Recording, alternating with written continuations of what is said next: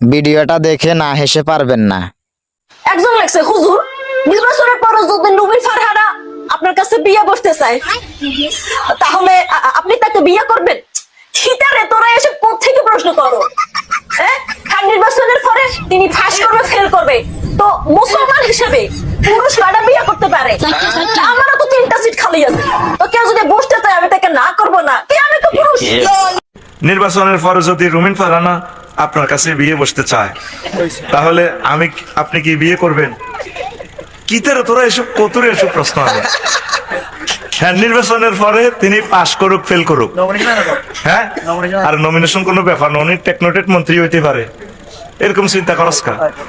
তো মুসলমান হিসাবে পুরুষ বিয়ে কয়টা করতে পারে? তা আমার এই প্রেমীয় গাড়িতে সিট কয়টা পূরণ হয়েছে হবে? একটা। কয়টা সিট? আরো কয়টা খালি?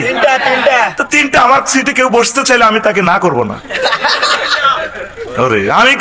আমি তো পুরুষ। ভিডিওটা দেখে না হেসে পারবেন না। একজন লেখছে হুজুর নির্বাচনের পর যদি নবীর ফারহানা আপনার কাছে বিয়ে বসতে চায় তাহলে আপনি তাকে বিয়ে করবেন? শীতারে তোরা এসে কোত্থেকে প্রশ্ন করো? হ্যাঁ, খান নির্বাচনের পরে তিনি ফাঁস করবে, ফেল করবে, তো মুসলমান হিসেবে পুরুষ কয়টা বিয়ে করতে পারে? আমারও তো 3টা সিট খালি আছে, তো কেউ যদি বসতে চায় আমি তাকে না করবো না, কি আমি তো পুরুষ?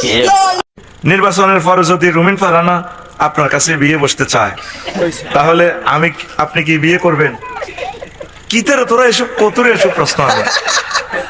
হ্যাঁ, নির্বাচনের পরে তিনি পাশ করুক, ফেল করুক, হ্যাঁ, আর নমিনেশন কোনো ব্যাপার না, উনি টেকনোটেট মন্ত্রী হইতে পারে, এরকম চিন্তা করস কা? তো মুসলমান হিসাবে পুরুষ বিয়ে কয়টা করতে পারে?